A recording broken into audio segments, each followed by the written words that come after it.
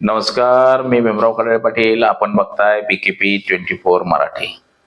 आज नवीन असा विषय घेऊन आलोय, म्हणजे बघा, एकनाथ शिंदे यांना जोर का झटका बसेल. आता एकनाथ शिंदेच्या शिवसेनेचा फुगा लवकरच फुटताना आपल्याला दिसेल. उद्धव ठाकरे गटाचे बरेच खासदार आमदार त्यांनी आपल्या पक्षात वळवलेले आहेत.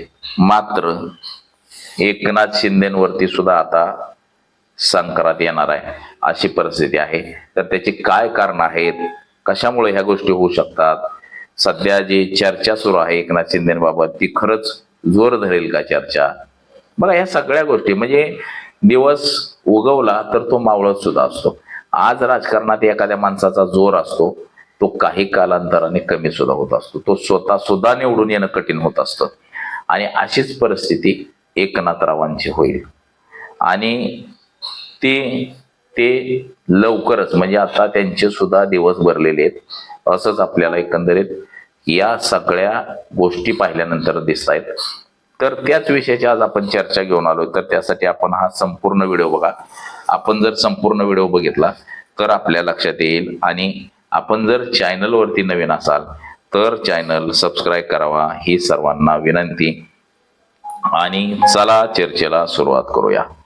महाराष्ट्राच्या राजकारणामध्ये कधी नव्हे एवढी उलथापालथ झालेली आहे. म्हणजे आजवर जे नको नको ते घडलेलं आहे. एखादा पक्ष किती वेळा फुटावा त्याला पण काय लिमिट असतं. तर एक कार्यकर्त्यांनी किंवा ह्या आमदार खासदारांनी किती वेळा आपली विक्री करावी ह्याला बी काहीतरी सीमा असते. आज ह्या पक्षात, उद्या त्या पक्षात, परवा त्या पक्षात, चौथ्यांदा त्या पक्षात. म्हणजे अक्षरशः विचारसरणीला तिलांजली दिलेली विचारांना. ईडी CBI यांच्या भीतीनं पक्ष सोडून पळून जाणार आहे. म्हणजे दस्तूर खुद्द एकनाथ शिंदे यांना 10,000 कोटींच्या घोटाळ्या प्रकरणी ईडीचं नोटीस आलं. 2021 मध्ये. लगेच एकनाथ शिंदेंनी भारतीय जनता पक्षासोबत बोलणी सुरू केली. आणि 22 मध्ये एकनाथ शिंदेंनी उद्धव ठाकरे गटाचे जवळपास 40 आमदार आणि 12-13 खासदार घेऊन भाजप सोबत जाण्याचा निर्णय घेतला. तेव्हापासून उद्धव ठाकरेंच्या शिवसेनेला घरघर लागली होती. मात्र 2024 मध्ये जे इलेक्शन झालं त्यांनी कुठंतरी उभारी मिळाली, बळ मिळालं होतं. परंतु पुन्हा एकदा शिवसेना फोडली गेली. आता 2026 आहे. 22 मध्ये फोडली, 24 मध्ये थोडीफार फोडली आणि आता पुन्हा 26 मध्ये एकनाथ शिंदेंनी पुन्हा उद्धव ठाकरेंची शिवसेना फोडली. म्हणजे एखाद्या माणसाचं किती वाटोळ करावं त्या गोष्टीला सुद्धा लिमिट असतं. आणि तुम्ही जेवढं वाटोळ कराल त्याची परतफेड सुद्धा निसर्ग जशास तसं देत असतो. म्हणजे हे आज एखाद्याने केलं त्याचं काय वाकडं होणारच नाही असं काही नाही, त्याच्यावर सुद्धा बारी येणार. परंतु ती वेळ आणि नीती सगळी ठरलेली असते. आज जरी सुप्रीम कोर्ट भाजपच्या बाजूने निकाल देत असलं तरी येणाऱ्या काही काळामध्ये, म्हणजे कोणी काही सत्तेचं तांबडपान घेऊन आलेलं नसतं, तरी त्याच्यामध्ये बदल होऊ शकतो. बघा, एकनाथ शिंदेंनी जवळपास 22 मध्ये 40 आमदार घेऊन गेले होते. 15 आमदार उद्धव ठाकरेंकडे राहिले होते. 13 खासदार घेऊन गेले होते. 18 पैकी 5 राहिले होते. पण पुन्हा उद्धव ठाकरेंचे 9 खासदार निवडून आले 2024 मध्ये. आणि त्यानंतर आता संजय जाधव परभणी, संजय देशमुख यवतमाळ वाशिम, नागेश पाटील आष्टीकर हिंगोली, ओमराजे निंबाळकर उस्मानाबाद, भाऊसाहेब वागचौरे शिर्डी, संजय देना पाटील ईशान्य मुंबई, असे 6 खासदार पुन्हा एकनाथ शिंदेच्या पक्षामध्ये गेले. आता उद्धव ठाकरेंकडं अनिल देसाई, अरविंद सावंत आणि राजाभाऊ वाजे असे 3च खासदार राहिले. आणि राज्यसभेचे संजय राऊत आणि प्रियंका चतुर्वेदी असे 2 खासदार हे उद्धव ठाकरेंसोबत आहेत. तर काल परवा बघा पुन्हा ऑपरेशन टायगर राबलं आणि त्याच्यामध्ये सचिन आहेर, विधान परिषदेचे जे आमदार आहेत सचिन आहेर, हे पक्ष सोडून एकनाथ शिंदेकडे पुन्हा गेले.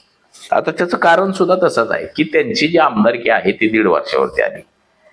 आता 1.5 वर्षानंतर आमदारकी पण विधान परिषदेवर जायचं म्हटलं तर मात्र उद्धव ठाकरेंकडं संख्याबळ नाही आणि त्यामुळं आपला नंबर लागल का नाही ह्या भीतीनं त्यांनी अगोदरच एकनाथ शिंदेचं सोबत प्रवेश केला एकनाथ शिंदेकडं आणि उपसभापती पदासाठी त्यांनी अर्ज भरला.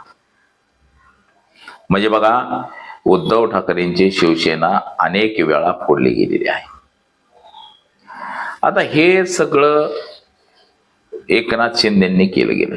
मात्र आता देवेंद्र फडणवीस बघा, उद्धव ठाकरे यांची शिवसेना फोडून एकनाथ शिंदेच्या गटात आली आणि एकनाथ शिंदेची दिल्लीमध्ये पॉवर वाढली.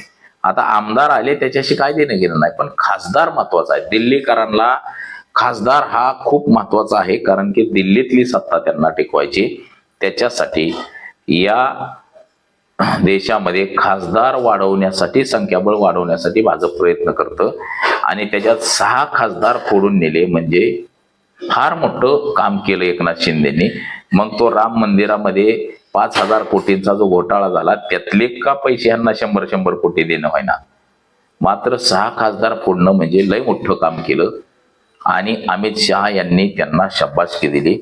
मात्र आता शाबासकीचं बक्षीस म्हणून मुख्यमंत्रीपद सुद्धा दिलं जाणार आहे. जे मध्य प्रदेशमध्ये शिवराज सिंग चौहान यांच्या बाबत केलं, जे बिहारमध्ये नितीश कुमारांसोबत केलं, तेच देवेंद्र फडणवीसांसोबत महाराष्ट्रात होईल. आता एकनाथ शिंदेंना पुन्हा मुख्यमंत्री केलं जाईल म्हणून देवेंद्र फडणवीस सुद्धा आता हे झालेत, एकदम ऍक्टिव्ह झालेत आणि एकनाथ शिंदेंना सुद्धा दणका देण्याच्या तयारीत आहेत. म्हणजे असं होईल की एकनाथ शिंदेचे खासदार बघा 2026 मध्ये सगळेच्या सगळे, उगा एखादा दुसरा सोडला नरेश म्हस्के, आणि नरेश म्हस्के बी जाणार भाजपमध्ये, श्रीकांत शिंदेच राहिले कदा माग, सगळेच्या सगळे खासदार हे भारतीय जनता पक्षातून निवडणूक लढवतील. आता परिस्थिती सुद्धा तशीच आहे.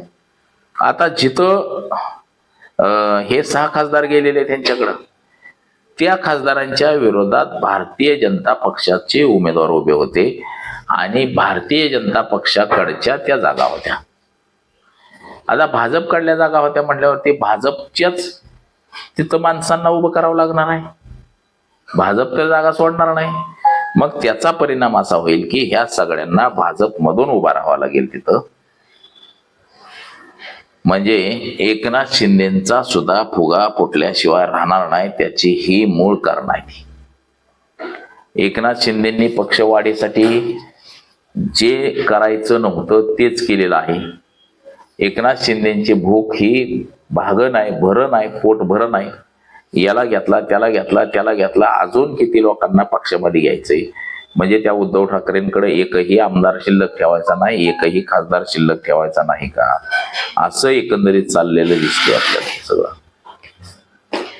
म्हणजे बघा, आता हे 6 खासदार गेले, त्याच्यावरती त्यांनी सुप्रीम कोर्टात सुद्धा गेले नाही, कोर्टात सुद्धा गेले नाही. का तर ते कोर्ट भाजपच्या बाजूने आहे, ते निकालच देत नाही, तर तिकडे जायचंय कशाला, असं म्हणून हे कोर्टात सुद्धा गेले नाही.